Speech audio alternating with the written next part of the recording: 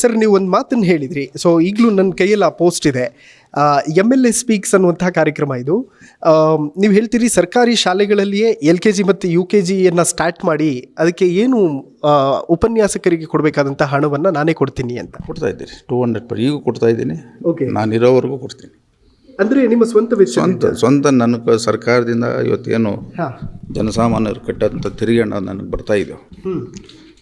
ಪ್ರತಿ ತಿಂಗಳು 2,14,000 ನನ್ನ ಸ್ಯಾಲ್ರಿ ಬರ್ತೈತೆ.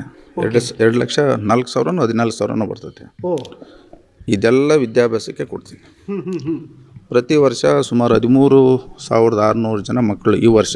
ಹಿಂದೆ ವರ್ಷ 12,800 ಇಷ್ಟು ಮಕ್ಕಳಿಗೆ ಶಾಲೆ ಪ್ರಾರಂಭ ಆದಾಗ ಅವರು ನೋಟ್ ಪುಸ್ತಕ ಆಗ್ಬೋದು, ಪೆನ್ ಆಗ್ಬೋದು, ಪೆನ್ಸಿಲ್ ಆಗ್ಬೋದು, ಅಷ್ಟು ಜನ ಮಕ್ಕಳಿಗೆ ನಾವು ಕೊಡ್ತೀವಿ.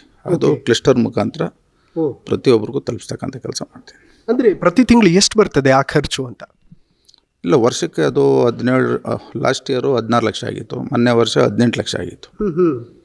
ಅಲ್ಲ, ನಿಮಗೆ ಬರುವಂಥ ಸಂಬಳನ ನಿಮಗೆ ಬಳಸ್ಕೋಬಹುದಿತ್ತು, ಕುಟುಂಬದವ್ರಿಗೆ ಬಳಸ್ಕೋಬಹುದಿತ್ತು. ಯಾಕೆ ಸಂಬಳ ಸರ್ಕಾರ ದುಡ್ಡು ಬಳಸ್ಬೇಕು ಅನ್ನೋದು ನಮ್ಮ ಕಾನ್ಸೆಪ್ಟ್ ಇಲ್ಲ. ಈಗ ನನ್ನ ತಮ್ಮಂದರು ವ್ಯವಸಾಯ ಮಾಡ್ತಾರೆ.